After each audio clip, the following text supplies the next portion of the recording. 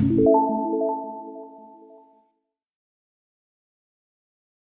Guys, welcome back to my YouTube channel commerce Tutorpedia. जैसे कि हम जानते हैं हमारे नेट की भी डेट्स का ऐलान हो चुका है। तो अब किस बात का देरी है भाई, अब अपनी जो तैयारी है ना शानदार कर लो, क्योंकि एक के साथ आप दोनों की तैयारी कर सकते हो, है ना। तो अब आप बस अपनी पूरी मेहनत से इस चीज़ की तैयारी में लग जाओ। ठीक है, तो अभी हमने लास्ट क्लास के अंदर पढ़ा था हमारा डिमांड एनालिसिस। अब उसके आगे इलास्टिसिटी ऑफ डिमांड, मुझे ऐसा लगता है कि एक इम्पॉर्टेंट टॉपिक है आपका। तो आज मैं आपका लेके आई हूँ इलास्टिसिटी ऑफ डिमांड। इसके अंदर हम पढ़ने वाले हैं आपकी एक तो इसका मीनिंग, डिक्रीज एंड मेजरमेंट्स। ठीक है, तो शुरू करते हैं। और अगर फिर भी कोई भी, मैं आपको हर उसके अंदर कहती हूँ वीडियो के अंदर, कि अगर कोई भी डाउट है या कोई भी रिक्वेस्ट है, आप प्लीज़ उसे कमेंट बॉक्स में मैसेज कीजिए। और अगर आप उसको मेरे चैनल को लाइक और सब्सक्राइब करते हो, तो मेरी वीडियोस को लाइक करते हो, तो मुझे इनकरेजमेंट मिलती है कि हाँ, मैं कोई सही डायरेक्शन में जा रही हूँ। अगर मुझे ऐसे लगता है कि भाई आके देख के जा रहे हो, मुझे क्या पता आपको मेरी वीडियोस या लेक्चर समझ में आ रहे हैं नहीं आ रहे। अगर आप कोई इम्प्रूवमेंट चाहते हैं तो प्लीज़ उसे कमेंट बॉक्स में लिखिए। तो शुरू करते हैं आज की वीडियो को। ठीक है, तो सबसे पहले हम पढ़ने वाले हैं इसके मीनिंग। ठीक है, तो इलास्टिसिटी ऑफ डिमांड, जैसे इसका नाम है इलास्टिक, रबड़, है ना। इसमें क्या होता है कि हम जितना खींचेंगे तो वो कितना खिंचाव हो रहा है उसके अंदर, उसे हम इलास्टिसिटी बोलते हैं उस रबड़ की। इसी तरीके से डिमांड है। डिमांड जो है कई सारे डिटर्मिनेंट से इफेक्ट होता है ना। जैसे कि प्राइस हो गई, या फिर प्राइस ऑफ सब्सटीट्यूटेड गुड्स, या मतलब रिलेटेड गुड्स जो हो गई, और income of the consumer etcetera. तो जब उनके अंदर चेंज आता है, उसके डिटर्मिनेंट्स के अंदर चेंज आता है, तो डिमांड किस हिसाब से चेंज होती है, उसकी क्वांटिटी किस हिसाब से चेंज होती है, उसे ही हम इलास्टिसिटी ऑफ डिमांड बोलते हैं। तो इसमें क्या दे रखा है, refers to the degree of change in the demand of a commodity in response to change in any of its determinants. I hope ये क्लियर होगा आपको। आगे देखो, it is the degree of responsiveness of demand for a commodity to a change in any of its determinant। ठीक है, अब ये last line जो है ना, ये बहुत इंपॉर्टेंट है, आप इसको थोड़ा सा ध्यान से पढ़ेंगे। ये स्टेटमेंट एंड एनालिसिस वाला जो पॉइंट आता है, उसके अंदर आ सकता है कि कौन कौन से स्टेटमेंट फॉलो करती है। तो ये आप थोड़ा सा ध्यान से पढ़ना है इसको, ये वाले पॉइंट को।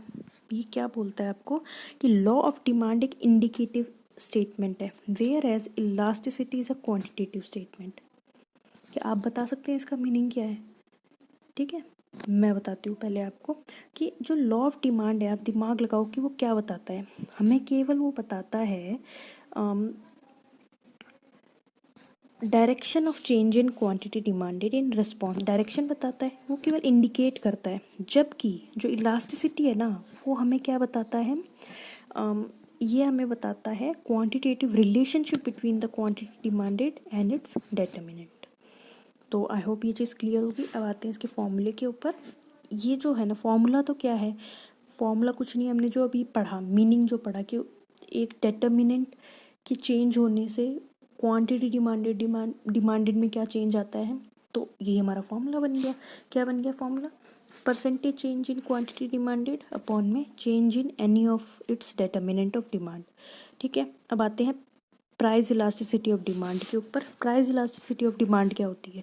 अगर कितना प्राइस में चेंज आ रहा है, तो जब प्राइस में चेंज आया तो क्वांटिटी डिमांड में क्या चेंज आया। अब वही फॉर्मूला बन जाएगा हमारा। क्या बनेगा formula? Proportionate change in quantity demanded of a commodity upon में प्रपोर्शनेट चेंज इन प्राइस। और हमें ऐसे भी बोल सकते हैं कि change in quantity demanded upon में quantity demanded divided by change in price upon में प्राइस। इसका ये भी शॉर्टकट में फॉर्मूला बन सकता है। नेक्स्ट पे आते हैं। अब आते हैं डिग्रीज। डिग्रीज का मतलब क्या हुआ कि कितना डिग्री चेंज हो रहा है ना, कितना परसेंटेज चेंज हो रहा है। अभी इसको हम लोग 5 अलग अलग पॉइंट्स में पढ़ेंगे। 5 अलग अलग पॉइंट क्या हुए आपके?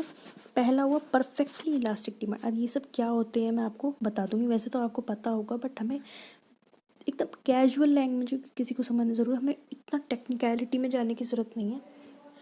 हमें बेसिक मीनिंग पता होना चाहिए। किसी चीज़ का बेस पता है ना, तो किसी भी तरीके से मुड़ तुड़ के आ जाए, आपको पता लग जाएगा। अब आप चाहते हो कि मैं उसको एकदम ऐसे टेक्निकलिटी से पढ़ाऊँ, तो मुझे नहीं लगता कि एक असिस्टेंट प्रोफेसर वाली जॉब के लिए आपको मतलब टेक्निकलिटी में जाने की ज़रूरत, आप बेसिक समझो उसका क्या होता है ये, है ना, आपको सबको समझ में आ जाएगा। ये मेरी अप्रोच है। बाकी अगर आपको चाहते हो कि मैं बहुत डीप में पढ़ाऊँ तो आप मुझे उस चीज़ के लिए कमेंट में बता दीजिएगा। दूसरा है आपके पास परफेक्टली इनइलास्टिक, तीसरा है इलास्टिक, इनइलास्टिक और यूनिटरी इलास्टिक। अब ये सब क्या है, बहुत आसान लैंग्वेज में समझाऊंगी, ध्यान से समझना।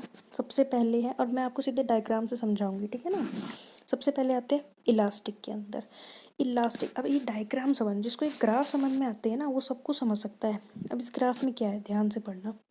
ये ऐसे बोल रहा है कि हमारी प्राइस यहाँ है, क्वांटिटी डिमांडेड यहाँ है, ठीक है। आप प्राइस में थोड़ा सा भी चेंज करोगे ना तो भाई क्वांटिटी डिमांडेड के अंदर सब्सटैंशियल चेंज आएगा। तो इलास्टिसिटी, परफेक्ट इलास्टिसिटी का मतलब क्या होता है कि थोड़ा सा change in price will leads to substantial change in quantity demanded. कितना भी चेंज आ सकता है, हमें पता नहीं कितना आएगा, इसलिए इसकी वैल्यू क्या होती है, इनफाइनाइट चेंज होता है, ठीक है। Graph clear. सेकंड पे आते हैं। अब आता है इनइलास्टिक। अगर इलास्टिक ऐसा होता है तो इनइलास्टिक क्या होगा कि प्राइस में कितना भी चेंज कर लो भाई, क्वांटिटी डिमांडेड चेंज नहीं होगी, कोई चेंज नहीं होगी, तो उसका वैल्यू क्या होगा, ज़ीरो होगा। बहुत इजी, ठीक है। नेक्स्ट पे आते हैं। नेक्स्ट आपको बोल रहा है ये रिलेटिवली इलास्टिक। अब रिलेट किससे करना था हमें, प्राइस से, है ना, कि आपका प्राइस कितना चेंज हुआ है और उसके वजह से डिमांड कितना चेंज हुआ है। तो रिलेटिवली इलास्टिक का मतलब, रिलेटिवली है लेकिन इलास्टिक भी है। इसका मतलब प्राइस तो चेंज हुआ है, जिसको ये डायग्राम पे आ जाते हैं हम लोग। इस पे यहाँ पे देखो, हमारी इनिशियल प्राइस क्या थी, ये थी, इसके ऊपर क्वांटिटी डिमांडेड इतनी थी, प्राइस के अंदर हल्का सा कमी आई लेकिन क्वांटिटी डिमांडेड देखो कितनी चेंज आ गई। तो इसमें क्या हुआ, ये कम है ये ज़्यादा है। तो हम कह सकते हैं रिलेटिवली इलास्टिक क्या होता है कि प्राइस में कम चेंज आए जबकि क्वांटिटी डिमांडेड में काफ़ी ज़्यादा चेंज आए। इट इज़ क्या, रिलेटिवली इलास्टिक का मतलब क्या होगा, अब आप बता सकते हैं मुझे। अब मैंने ये पॉज क्यों दिया क्योंकि मैं चाहती हूँ इसमें आप लोग जवाब दें, ठीक है।